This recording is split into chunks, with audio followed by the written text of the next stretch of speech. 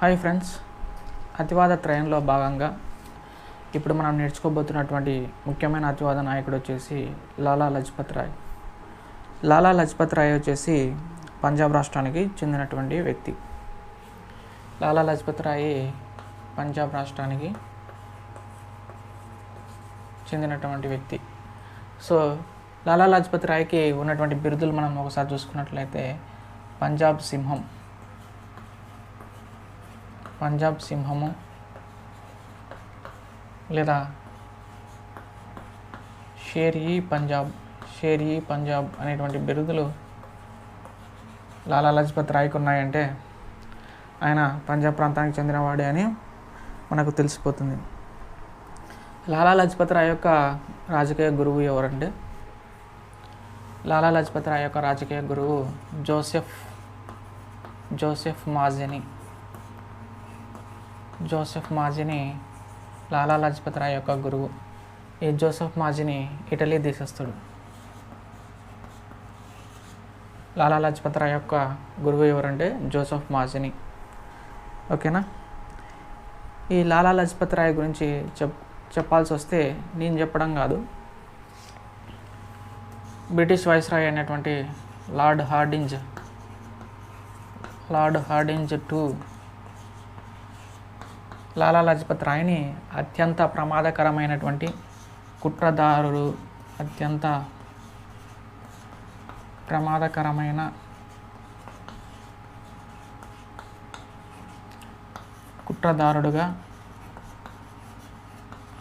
Lord Hardinge చెప్పడం జరిగింది. అంటే లాలా లజపత్ రాయ్ అంటే ఎంత టెర్రర్ ఉందో చూడండి బ్రిటిష్ వాళ్ళకి. లార్డ్ హార్డింజ్ 2 వచ్చేసి లాలా లజపత్ రాయ్ని అత్యంత ప్రమాదకరమైనటువంటి కుట్రదారుడిగా పేర్కొన్నాడంటే మనకు ఈ విషయం వచ్చేసి అర్థమైపోతుంది అన్నమాట.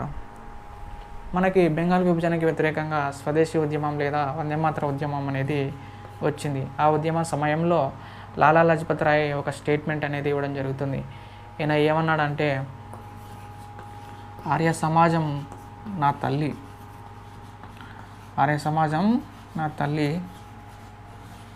వైదిక మతం నా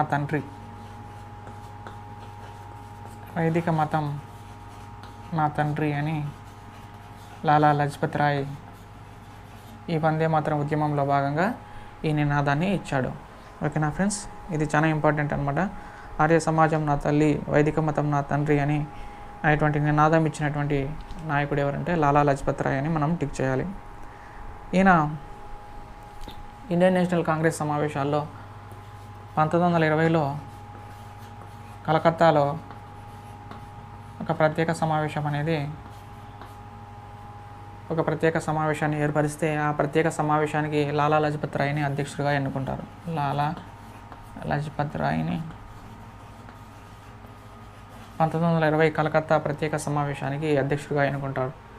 అయితే ఈ 1920 కలకత్తా సమావేశంలో లాలా లజపత్ రాయ్ వచ్చేసి గాంధీజీ తలపెట్టనున్నటువంటి సహాయ నిరాకరణ ఉద్యమానికి ఆయన తన యొక్క మద్దతు తెలియజేయడం జరుగుతుంది. గాంధీజీ తలపెట్టుతున్నటువంటి సహాయ నిరాకరణ ఉద్యమానికి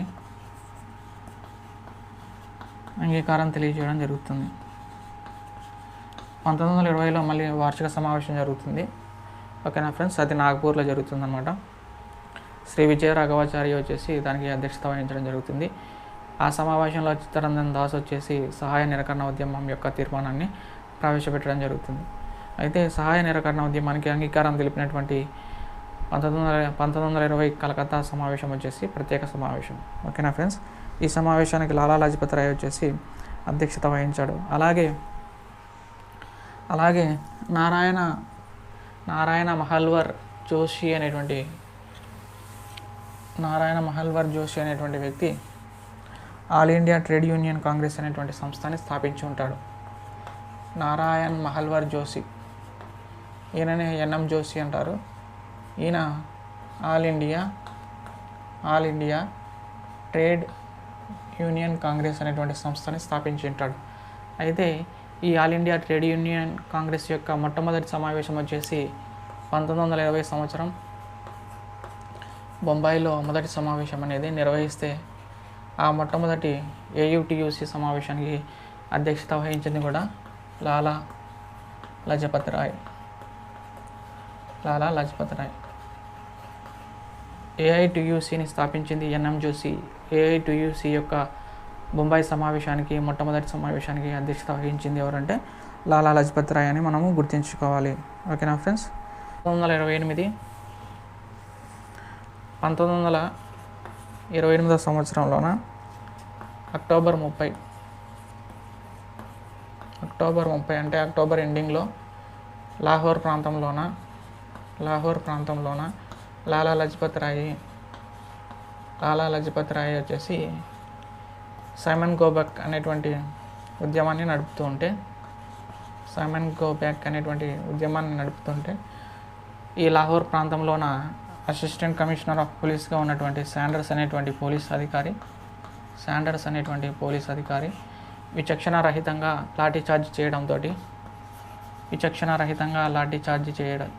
చేయడంతో మన లాలా లజపత్ రాయ్ వచ్చేసి అనారోగ్యం పాలయ్యి చనిపోవడం జరుగుతుందన్నమాట.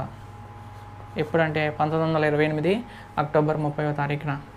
అయితే దీనికి కోపం తెచ్చుకున్నటువంటి భగత్ సింగ్, రాజ్గురు, సుఖ్దేవ్ వీళ్ళంతా వచ్చేసి 1928 నవంబర్ 17 ఒక 17 రోజుల్లోన దయానంద్ ఆంగ్లో వేదిక్ కళాశాల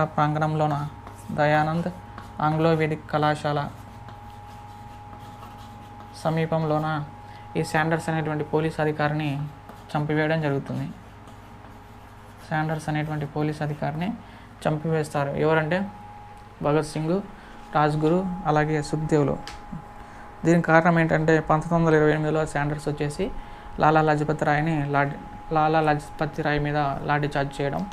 ఆ లాఠీచార్జ్కి మన లాలా లజపత్ రాయ్ వచ్చేసి ప్రాణాలు కోల్పోవడం జరుగుతుందన్నమాట. అందువల్ల భగత్ సింగ్, రాజ్గురు, సుఖ్దేవ్లు వచ్చేసి 1928 నవంబర్ 17వ తారీఖున డిఏవి కళాశాల ప్రాంగణంలోన దయానంద్ ఆంగ్లో వేదిక్ కళాశాల ప్రాంగణంలో ఈ శాండర్స్ని చంపివేయడం జరుగుతుందన్నమాట.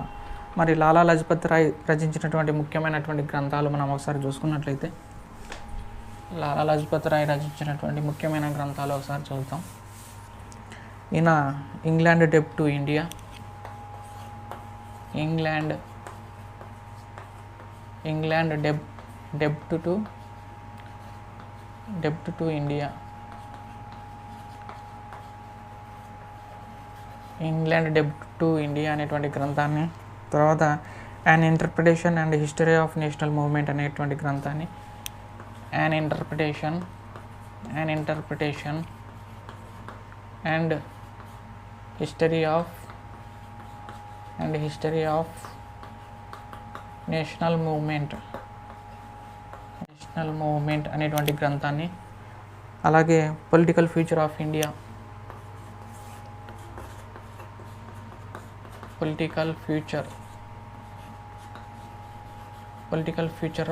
అనేటువంటి గ్రంథాలని లాలా లజపత్ రాయ్ రచించాడు.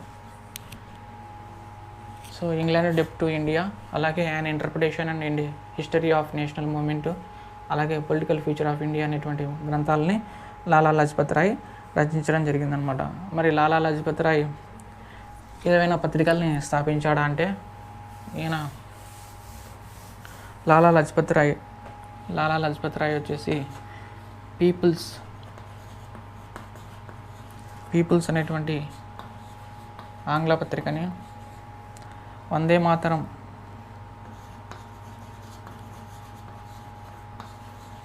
మాతరం అనే ఉర్దూ పత్రిక, వందే మాతరం పేరుతో వివిధ పత్రికలు ఎన్నైతే ఉన్నాయి అవి మనం లాంగ్వేజ్ బట్టి అర్థం చేసుకోవాలి. ఓకేనా.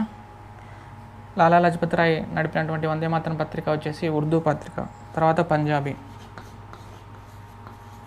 పంజాబీ పత్రిక. సో లాలా లజపత్ రాయ్ పంజాబ్ ప్రాంతానికి చెందినవాడు కాబట్టి పంజాబీ అనేటువంటి పత్రిక నడిపాడని మనం ఈజీగా గుర్తుపెట్టుకోగలుగుతాం. ఓకేనా. సో ఇది లాలా లజపత్ రాయ్ ఈ పత్రికలు నడిపాడని గుర్తుపెట్టుకోవడానికి మనం ఒక కోడ్గా పీపుల్స్ ఏం చేస్తున్నారంటే వందే మాతర గేయాన్ని లా లా లా లా లా లా అని లాలి గీతంలాగా పాడుతున్నారు అని మనం గుర్తించుకుంటున్నాం. పీపుల్స్ వందే మాతర గేయాన్ని లాలి గీతంలా పాడుతున్నారని మనం గుర్తించుకున్నట్లయితే ఇక్కడ మనం పీపుల్ అనేటువంటి పత్రిక, వందే మాతరం అనేటువంటి ఉర్దూ పత్రికని లా లా లా అనే లాలి పాట కాబట్టి లాలా లజపత్ రాయ్ స్థాపించాడు అన్నటువంటి విషయం మనం గుర్తుండిపోతుంది. అలాగే ఈయన పంజాబ్ ప్రాంతం వాడు కాబట్టి పంజాబీ అనేటువంటి పత్రికని స్థాపించాడని మనము ఈజీగా అర్థం చేసుకోవచ్చు. తర్వాత ఈయన సర్వెంట్స్ ఆఫ్ పీపుల్ సొసైటీని స్థాపించాడు. Servants of people society.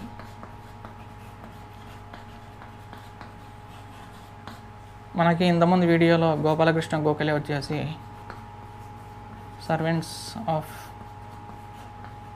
India సొసైటీని గోపాలకృష్ణ గోఖలే స్థాపించాడని నేర్చుకున్నాం. సో ఈ రెండింటికి తేడా ఇక్కడ పీపుల్ కనబడింది అనుకోండి, మన ఆన్సర్ వచ్చేసి లాలా లజపత్ రాయ్ కావాలి. ఇండియా కనబడితే గోపాలకృష్ణ గోఖలే మన ఆన్సర్ కావాలన్నమాట. ఓకేనా ఫ్రెండ్స్, ఇది లాలా లజపత్ రాయ్ గురించి ముఖ్యమైనటువంటి ఇన్ఫర్మేషన్ అనమాట. నెక్స్ట్ వచ్చేసి మనం బిపిన్ చంద్రపాల్ గురించి చూద్దాం. బిపిన్ చంద్రపాల్ వచ్చేసి వందే మాతర ఉద్యమం అనేది దేశంలో ఉధృతంగా సాగుతున్నటువంటి సమయంలో మన దక్షిణ భారతదేశంలో వందే మాతర ఉద్యమాన్ని ముందుకు తీసుకువెళ్ళినటువంటి వ్యక్తి బిపిన్ చంద్రపాల్. ఓకేనా ఫ్రెండ్స్, ఈయన మద్రాసు రాష్ట్ర పర్యటనలో భాగంగా మన రాజమండ్రికి వచ్చి ఉపన్యాసం ఇవ్వడం అనేది జరిగిందనమాట. మరి బిపిన్ చంద్రపాల్ ఏ ప్రాంతానికి చెందినటువంటి వాడు మనం ఒకసారి చూస్తున్నట్లయితే బిపిన్ చంద్రపాల్ బంగ్లాదేశ్కి చెందినటువంటి వ్యక్తి. బంగ్లాదేశ్లో బిపిన్ బంగ్లాదేశ్ రెండు కూడా బి మ్యాచింగ్. సిల్హట్ అనేటువంటి ప్రాంతానికి, బంగ్లాదేశ్లో సిల్హట్ అనేటువంటి ప్రాంతానికి చెందిన వ్యక్తి బిపిన్ చంద్రపాల్ అనమాట. ఈ బిపిన్ చంద్రపాల్కి రాజకీయ గురువు ఎవరంటే సురేంద్రనాథ్ బెనర్జీ.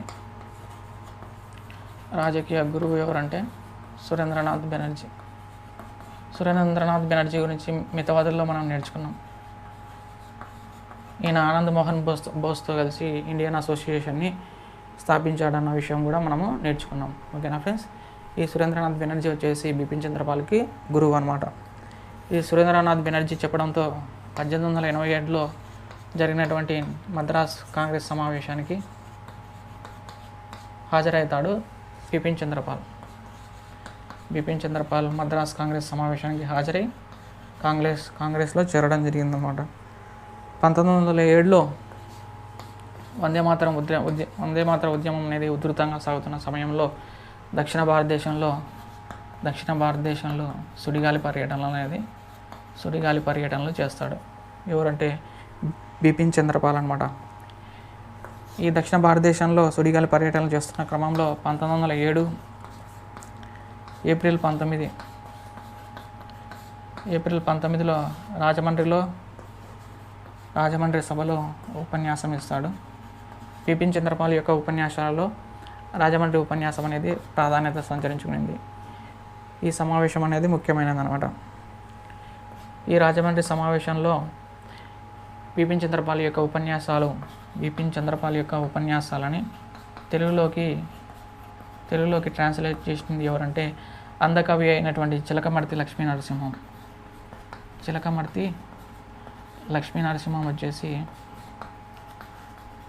బిపిన్ చంద్రపాల్ యొక్క ఉపన్యాసాలని తెలుగులోకి అనువదించినటువంటి వ్యక్తి అనమాట. ఈయన 1907లో ఆయనకు వందే మాతర ఉద్యమం సందర్భంగా ఉపన్యాసాలు ఇవ్వడంతో ఈయనకు బ్రిటిష్ ప్రభుత్వం వచ్చేసి 6 నెలలు జైలు శిక్ష విధిస్తుంది. 6 నెలలు జైలు శిక్ష విధించడంతో ఈయన పూర్తిగా ఒక మితవాదిగా మారిపోవడం జరుగుతుంది. మారిపోయి అనేక విమర్శలకు లోన్ కావడం జరుగుతుందన్నమాట.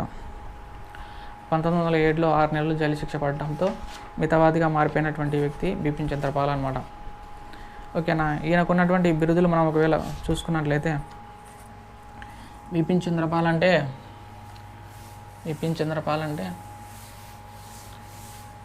మనకు గుర్తొచ్చేటువంటి బిరుదులు వచ్చేసి father of the revolutionary thought in India, father of revolutionary thought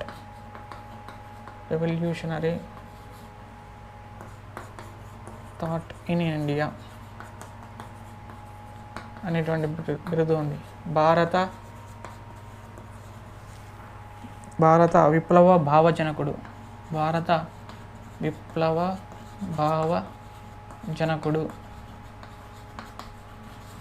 revolutionary thought అనేటువంటి పదం గుర్తించుకోండి. Father of the revolutionary thought in India అని బిపిన్ చంద్రపాల్ని అంటారు. తర్వాత బిపిన్ చంద్రపాల్ని బెంగాల్ డాంటన్గా బంకిం చంద్ర చటర్జీ వచ్చేసి పోల్చడం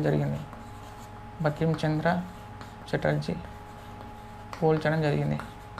సో బెంగాల్ డాంటన్గా ఎవరిని పిలుస్తారంటే బిపిన్ చంద్రపాల్ అని మనం గుర్తుంచుకోవాలి. సో ఈ బిరుదులు గుర్తుంచుకోవడానికి మనం ఒక కోడ్ రాసుకుందాము. బీపీ అంటే బ్లడ్ ప్రెషర్ అనమాట. బీపీ అనే థాట్ ఎలా ఉంటుందంటే డాంటింగ్ అంటే భయపెట్టేలా ఉంటుందన్నమాట. బీపీ అనే థాట్ ఎలా ఉంటుందంటే భయపెట్టేలా డాంటింగ్గా ఉంటుందని మనం కోడ్ రాసుకుంటున్నాం. ఇక్కడ బీపీ అంటే బిపిన్ చంద్రపాల్, థాట్ అంటే father of the revolutionary thought in India, daunting అంటే బెంగాల్ డాంటన్ అనేటువంటి బిరుదులు మనకు గుర్తుకు రావాలి. ఓకేనా.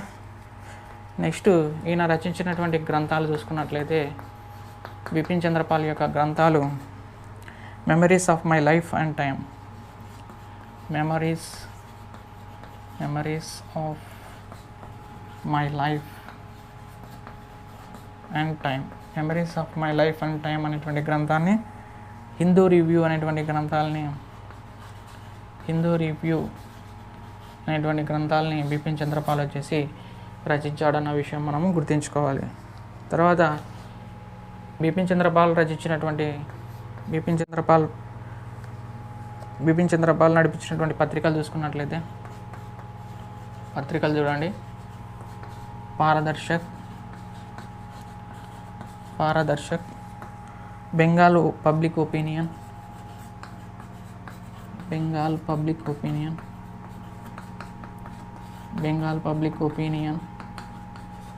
తర్వాత ది ట్రిబ్యూన్ అనేటువంటి పత్రికని, తర్వాత వందే మాతరం అనేటువంటి ఆంగ్ల పత్రిక.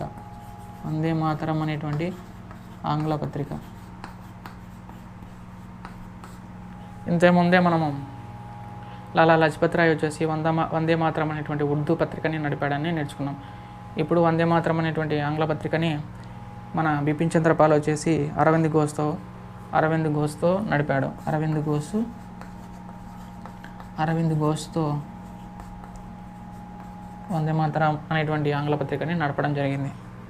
ఓకేనా. మరి వీటిని ఎలా గుర్తుపెట్టుకుంటాం? Paridarshak, Bengal public opinion, the Tribune, Vande Mataram. So Pal ఏం చేస్తున్నాడంటే, కేఏ పాల్ అనుకోండి. ఇప్పుడు పాల్ ఏం చేస్తున్నాడంటే పారదర్శకంగా బెంగాల్లో ఉన్నటువంటి పబ్లిక్ ఒపీనియన్ని వందే మాతర ఉద్యమం గురించి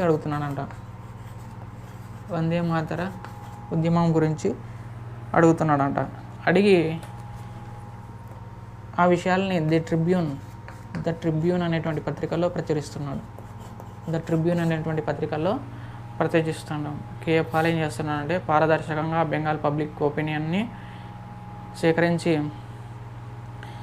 వందే మాతర ఉద్యమం గురించి బెంగాల్ పబ్లిక్ ఒపీనియన్ని సేకరించి ద ట్రిబ్యూన్ అనేటువంటి పత్రికల్లో ప్రచురిస్తున్నానంట. ఇక్కడ పాల్ అంటే బిపిన్ చంద్రపాల్, పారదర్శకంగా అంటే పారదర్శక్, బెంగాల్ పబ్లిక్ ఒపీనియన్ అంటే బెంగాల్ పబ్లిక్ ఒపీనియన్, వందే మాతరం అంటే వందే మాతరం ఆంగ్ల పత్రిక, తర్వాత ది ట్రిబ్యూన్ అంటే ది ట్రిబ్యూన్ అనేటువంటి పత్రిక. ఇవన్నీ కూడా బిపిన్ చంద్రపాల్ యొక్క పత్రికలని మనం గుర్తుంచుకోవాలి. ముఖ్యంగా 1907లో రాజమండ్రి పర్యటన అనేది మన బిపిన్ చంద్రపాల్ గురించి మనము ఖచ్చితంగా నేర్చుకోవాల్సినటువంటి విషయం అనమాట. నెక్స్ట్ వచ్చేసి మనం అరవింద్ ఘోష్ గురించి నేర్చుకుందాం. హాయ్ ఫ్రెండ్స్, ఈ వీడియోలో మనం వచ్చేసి అరవింద్ ఘోష్ అనేటువంటి అతివాద నాయకుడి గురించి నేర్చుకుందాం. అరవింద్ ఘోష్ వచ్చేసి కలకత్తా ప్రాంతానికి చెందినటువంటి అతివాద నాయకుడు. కలకత్తా ప్రాంతానికి చెందిన అతివాద నాయకుడు ఎవరంటే అరవింద ఘోష్. అరవింద ఘోష్ గురించి ప్రత్యేకంగా చెప్పాల్సిన అవసరం ఏముందంటే, ఈయన అతివాద నాయకుడిగా ఉండి ఒక యోగిగా మారినటువంటి వ్యక్తి ఎవరంటే అరవింద ఘోష్. అతివాదిగా ఉండి యోగిగా మారినటువంటి వ్యక్తి ఈ అరవింద ఘోష్. అరవింద ఘోష్ వచ్చేసి Indian civil service exam pass అయ్యి, ఐసిఎస్ ఎగ్జామ్ పాస్ అయ్యి గుర్రపు స్వారీ పరీక్షకు వెళ్ళకుండా ఐసిఎస్ ఉద్యోగాన్ని వదులుకున్న వ్యక్తి ఎవరంటే అరవింద్ ఘోష్ అన్నమాట. ఈయన కాంగ్రెస్ను, ఇండియన్ నేషనల్ కాంగ్రెస్ను ఒక భిక్షాటన సంస్థగా పేర్కొన్నవాడు అరవింద్ ఘోష్. ఇండియన్ నేషనల్ కాంగ్రెస్ను ఒక భిక్షాటన సంస్థ పేర్కొన్నవాడు ఎవరంటే అరవింద ఘోష్. ఇంతకుముందు వీడియోలో మనము మితవాదుల యొక్క పోరాటన ధోరణి ఎలా ఉందంటే భిక్షాటనలా ఉందని పేర్కొన్న వాళ్ళు ఎవరంటే మనకి బాలగంగాధర్ తిలక్ అని నేర్చుకున్నాం. ఓకేనా? అయితే ఇండియన్ నేషనల్ కాంగ్రెస్ని ఒక భిక్షాటన సంస్థగా పేర్కొనింది ఎవరంటే అరవింద ఘోష్ అని మనం గుర్తుంచుకోవాలి. ఈయన మహాదేవ గోవింద రానడే స్థాపించినటువంటి హిందూ ప్రకాష్ అనేటువంటి పత్రికలోన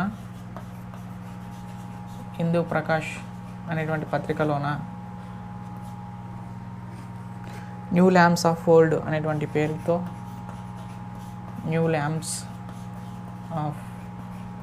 అనే పేరుతో వరుసగా వ్యాసాలు రచించిన వ్యక్తి అరవింద ఘోష్. ఇది very very important. New lamps of old అనే పేరుట వ్యాసాలు రచించినటువంటి నాయకుడు ఎవరంటే అరవింద ఘోష్ అని మనం గుర్తుంచుకోవాలి.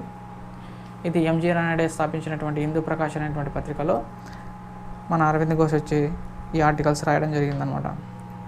మనకి అరవింద్ ఘోష్ అంటేనే గుర్తొచ్చేటువంటి అంశం ఏంటంటే అలీపూర్ కుట్ర కేసు.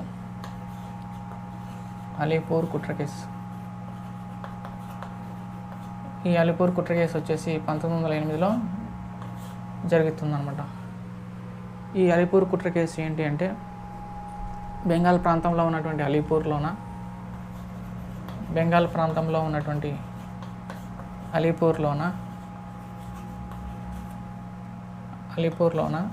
తూటాలు, తుపాకీలు, మందుగుండు సామాగ్రి ఇలాంటి వాటితో దొరికిపోయినటువంటి 39 మందిని బ్రిటిష్ వాళ్ళు వచ్చేసి పట్టుకొని వాళ్ళ మీద కేసులు వేయడం జరుగుతుంది. 39 మంది యుగంతర్ అనేటువంటి విప్లవాద సంస్థ, యుగంతర్ అనే ఒక విప్లవాద సంస్థ ఉంటుంది. ఆ విప్లవాద సంస్థకు సంబంధించినటువంటి 39 మందిని అరెస్ట్ చేయడం జరుగుతుంది. అందులో అరవింద్ ఘోష్ ఒకరు.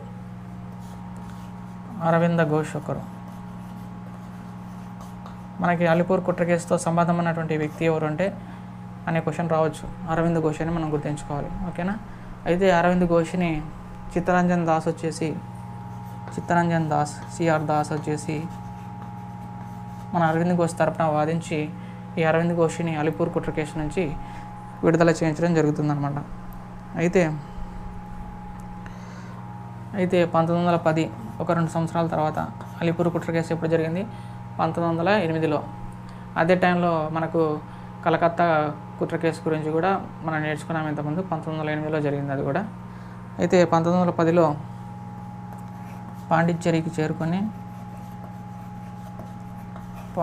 చేరుకొని అక్కడ వచ్చేసి లైఫ్ డివైన్ అనేటువంటి ఒక ఆధ్యాత్మిక సంస్థని స్థాపిస్తాడు అరవింద్ ఘోష్.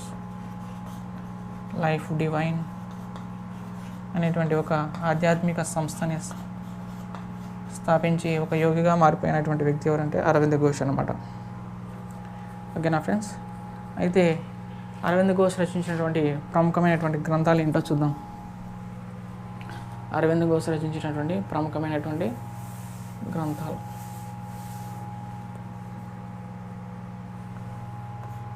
ఒకటి డివైన్ లైఫ్. ఒక యోగి ఏ విధంగా ఆలోచిస్తాడో అలా ఉంటాయి ఈ గ్రంథాలని చూసుకోండి. ఇక్కడ డివైన్ లైఫ్ గురించి ఉంది. తర్వాత సింథసిస్ ఆఫ్ యోగా గురించి ఉంది. సింథసిస్ ఎందుకంటే ఈయన పాండిచ్చేరి చేరుకొని అక్కడ యోగిగా మారిపోయాడు కదా, ఆధ్యాత్మిక చింతన అలవర్చుకున్నాడు. తర్వాత secret of the Vedas, secret of the